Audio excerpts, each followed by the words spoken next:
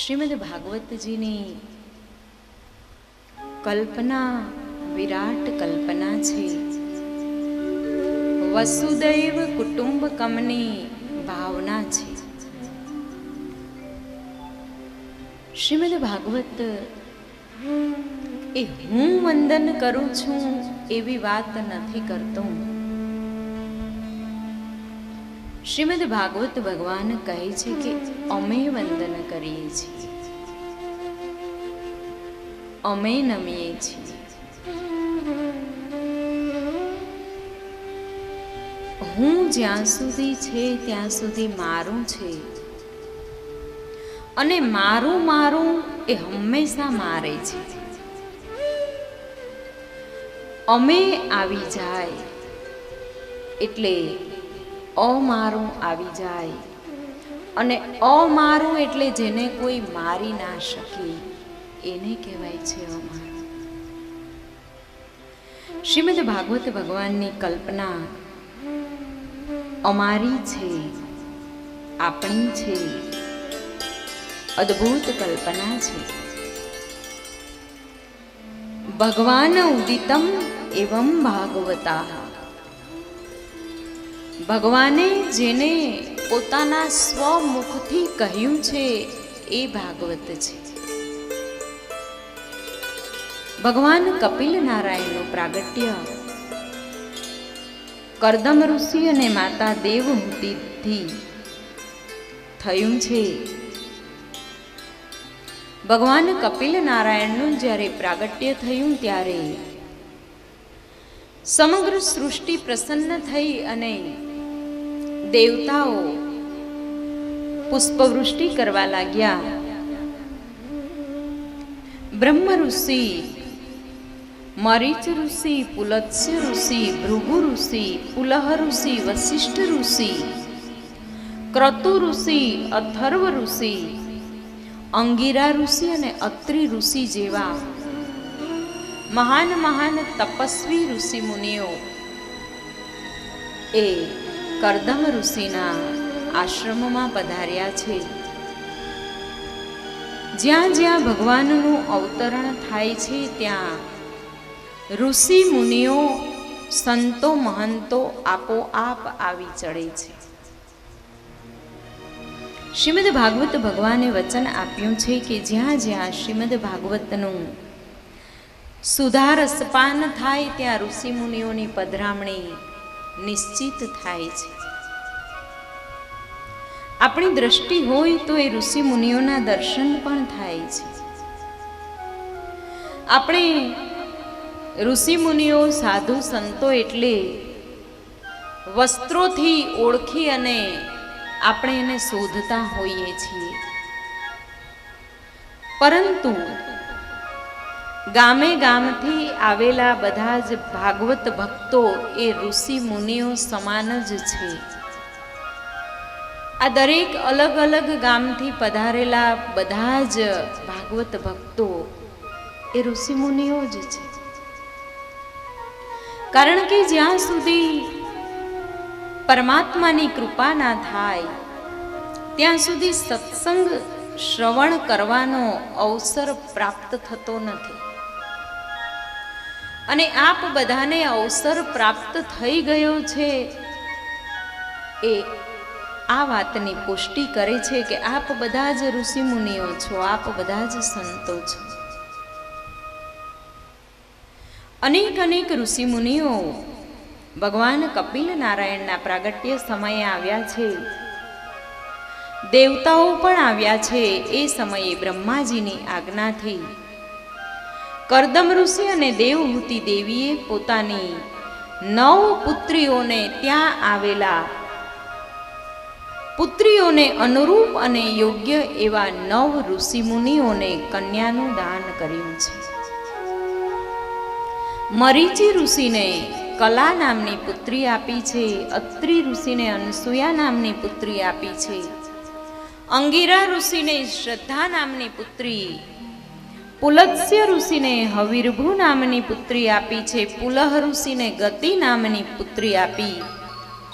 ક્રતુ ઋષિને ક્રિયા નામના પુત્રી આપ્યા છે. અથર્વ ઋષિને શાંતિ નામના પુત્રી અર્પણ કર્યા, વશિષ્ઠજીને અરુધંતી નામના પુત્રી અર્પણ કર્યા અને ભૃગુ ઋષિને ખ્યાતિ નામના પુત્રી અર્પણ કર્યા છે. મનુ મહારાજના 5 સંતાનોની કથા સર્વપ્રથમ શ્રીમદ ભાગવત ભગવાનમાં આવે છે.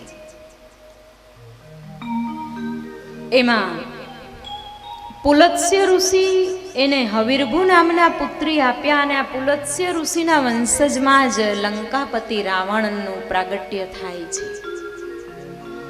અત્રિ અને અનસુયા દેવી, ત્યાં જ ભગવાન દત્તાત્રેયનો જન્મ થાય છે. વશિષ્ઠ અને અરુધંતી ઋષિ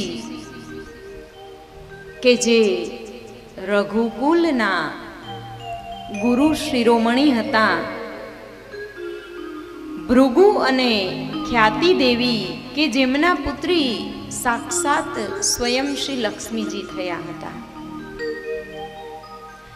ભગવાન કપિલ નારાયણે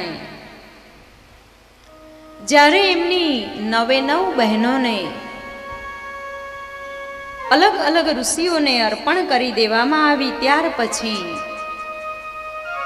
કરદમ ઋષિએ બધા જ દેવતાઓની સમક્ષ મનુ મહારાજ અને શત્રુપા દેવીને 2 હાથ જોડી વંદન કરતા કહ્યું કે હે મનુ મહારાજ, મારું આપેલું વચન અહીં પૂર્ણ થાય છે. કપિલ નારાયણનું પ્રાગટ્ય થયું છે, એટલે હવે હું આ સંસારમાંથી વિરક્ત થઈ અને વનગમન કરીશ. દેવહૂતિ દેવીની જવાબદારી કપિલ નારાયણને સોંપી અને કરદમ ઋષિએ સ્વયં સંન્યાસ લઈ વનગમન કર્યું.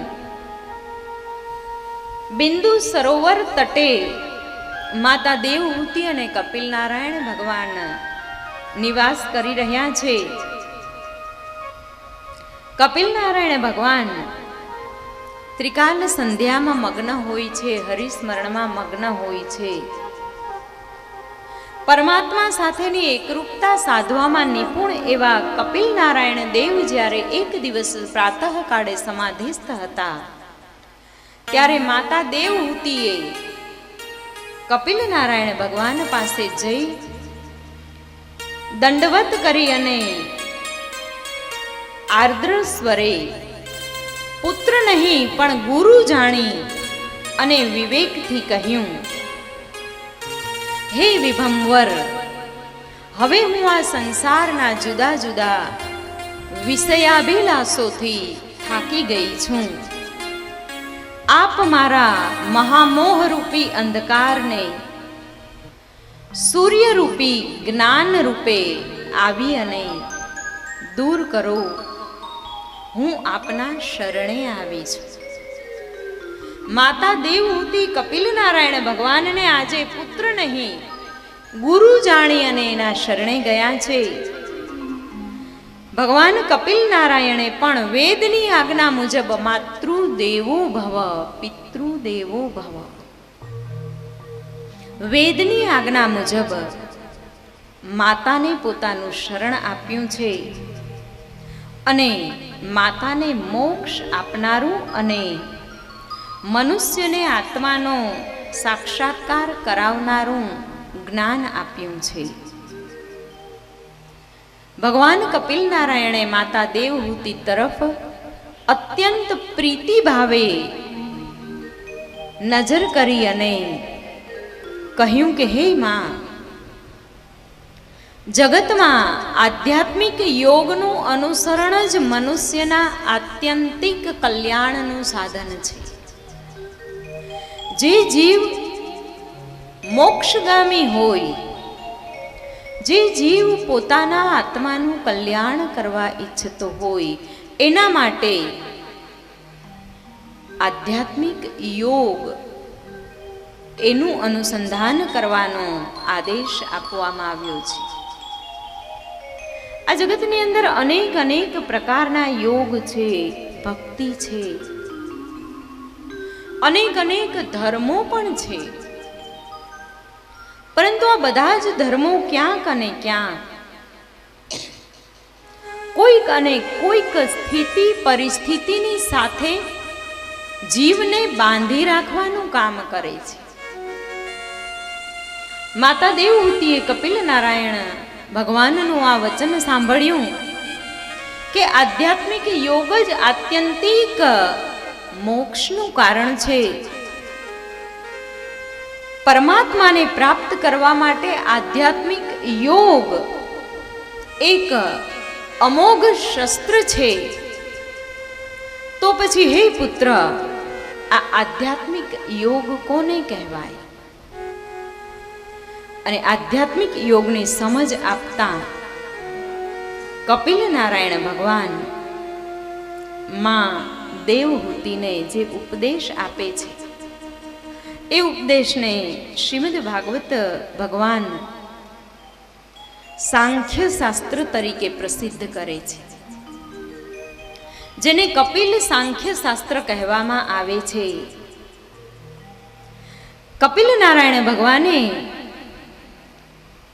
સર્વપ્રથમ તો માને કહ્યું છે કે હે માં, એતા વાતેન લોકેસ્મિના પુસામ નિઃશ્રેયસોદય તીવ્રેણ ભક્તિ યોગેન મનો મયર્પિત સ્થિતમ. કહ્યું છે કે હે માં, આ જગતની અંદર મનુષ્યનો સૌથી મોટો ભાગ્યોદય ત્યારે થયો એમ ગણાય છે કે જ્યારે એ મનુષ્યનો, એ જીવનો પરમાત્મા રૂપી પાત્રમાં એને સ્થિરતા રૂપી અંજન પ્રાપ્ત થાય. સ્થિરતા જ્યારે આવે, તીવ્ર ભક્તિ યોગ દ્વારા જ્યારે જીવ શિવમાં સ્થિર થાય ત્યારે એનો ભાગ્યોદય થયો કહેવામાં આવે છે. બાકી તો ભાગ્યોદય અનેક પ્રકારના હોય છે, પરંતુ સૌથી મોટો ભાગ્યોદય તો પરમાત્માના ચરણોમાં જીવનું સ્થિર થવું એને જ કહેવાય છે. બધું થાય છે, પરંતુ આ જીવ સ્થિર થતો નથી. સ્થિર થાય એટલે સમજો કે એનો ભાગ્યોદય થઈ ગયો. કપિલ નારાયણ ભગવાને પ્રકૃતિ તથા પુરુષનું લક્ષણ સમજાવ્યું છે. 5 મહાભૂત અને 5 તન્માત્રાઓ સમજાવી છે. 4 અંતઃકરણ અને 10 ઇન્દ્રિયો સમજાવી છે. અષ્ટાંગ યોગ દ્વારા સર્વ ઉપાધિથી મુક્ત થવાનો માર્ગ સમજાવ્યો છે. કપિલ નારાયણ ભગવાને માતા દેવહૂતિને સબીજ યોગ અને નિર્બીજ યોગનું જ્ઞાન આપ્યું છે. સબીજ યોગ એ પ્રથમ પગથિયું છે અને નિર્બીજ યોગ એ અંતિમ પગથિયું છે. સબીજ યોગનો અર્થ થાય છે કે પરમાનંદ શ્રી હરિનું ધ્યાન ધરવું. કોઈ પણ પરમાત્માના સ્વરૂપનું ધ્યાન ધરવું એને સબીજ યોગ કહેવામાં આવે છે. અને નિર્બીજ યોગ એટલે કેવળ આત્મામાં પોતાના મનને સ્થિર કરવું. પ્રથમ પગથિયું છે સ્વરૂપની સેવા કરવી, એ પ્રથમ પગથિયું છે. કોઈ કહેતું હોય કે મૂર્તિ પૂજા નકામી છે, આ ચિત્રની પૂજા નકામી છે, તો એ વાત ખોટી છે. કારણ કે આ તો પ્રથમ પગથિયું છે, પહેલું પગથિયું છે. જ્યાં સુધી તમારી સામે કોઈ સ્વરૂપ નહીં હોય ત્યાં સુધી તમે સ્થિર થવાના નથી. જ્યાં સુધી તમારું મનડું મનમોહનમાં નહીં લાગે, તમારું ચિત્ત એ પ્રભુમાં નહીં ઊભું રહે, તો ત્યાં સુધી તમે આત્મા સુધી પહોંચી જ નથી શકવાના. અને જ્યારે તમારું ચિત્ત સાચા અર્થની અંદર પ્રભુના સ્વરૂપમાં સ્થિર થઈ જાય, તો પછી તમને આ જગતમાંથી વૈરાગ્ય આવવાનો શરૂ થાય. પછી તમને આ જગતની અંદર અણગમો શરૂ થાય અને પછી તમને પરમાત્મા તમારા આત્મામાં સ્થપાય અને એના સ્વરૂપ દર્શન થાય.